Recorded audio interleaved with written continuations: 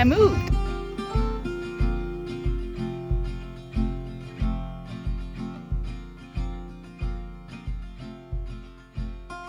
I moved in August from New York City up the Hudson River. Moving upstate is something that I've always wanted to do, and with the New York City rent prices just keep going up and up, I was like, why not try it now? Moving was hectic. I lived in that apartment for about 3 years, and I didn't realize how much stuff I accumulated. Like, I know I have a lot of stuff. You can see here, I like my little odd little figurines and random stuff, but it was a lot. Now maybe if I live here for 3 years, it might, still have the same issue, but I'm gonna try, So today I wanted to walk you through my process for storyboards. For this storyboard, I decided to start with making thumbnails, so I had a rough idea of what I wanted the story to be. I used a pencil without an eraser to keep me from focusing on cleaning up the illustrations and just kind of letting the ideas flow of how I want the story to unfold.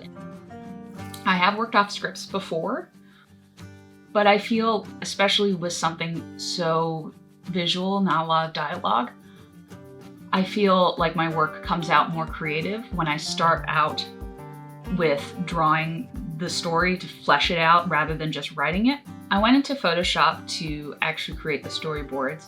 I really love the layer comp capabilities in Photoshop, the being able to toggle through the different drawings. I originally was like, I'm gonna make these polished just to like push myself.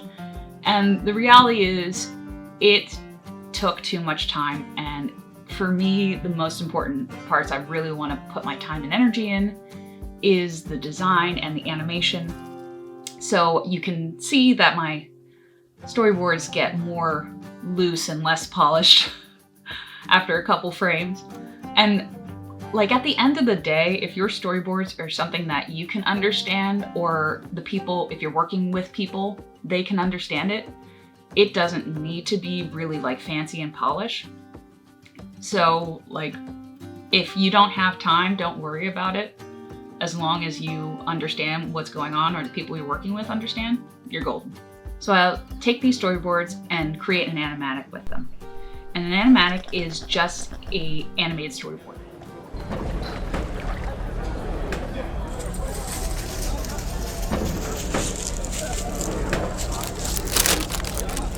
With the animatic, it gives you a good sense of timing. Like, you can add sound effects or music to help you tell you what might work and what might not before getting to the animation stage, which can be a huge time saver. So I definitely recommend doing an animatic before getting into animation. So that's it for the storyboards. I'm not going to tell you what happens to the possum. You're going to have to wait until the animated version comes out to see what happens. The next video in this process is going to be working on character design and figuring out what type of style I want for the full piece.